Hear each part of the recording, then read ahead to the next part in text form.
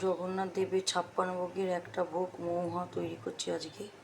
তেলেতে তেজপাতা, ঘি আর গোটা জিরে ফোড়ন দিয়েছি। এবার হিং ফোড়ন দিয়ে কেটে রাখা সবজিগুলো ঢেলে দেবো।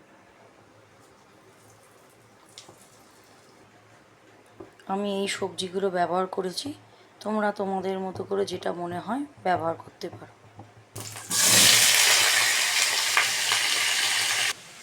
আমি একটি মশলা তৈরি করব, তাতে আদা, মৌরি, জিরে, গোলমরিচ, তেজপাতা গুঁড়ো করে নিয়ে পেস্ট করব। নুন দেব, বেটে রাখা মশলাটা অ্যাড করে দিলাম।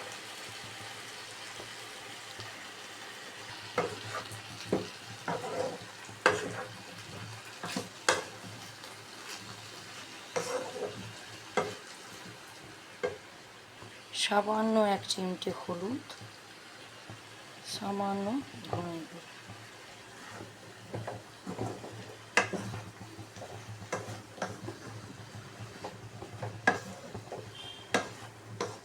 একটু কষিয়ে নিয়ে জল দিয়ে চাপা দিয়ে রাখবো।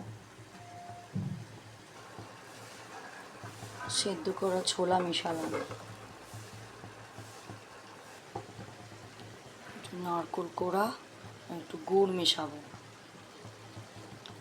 জগন্নাথের প্রসাদে গুড় ব্যবহার হয়, চিনি ব্যবহার হয় না।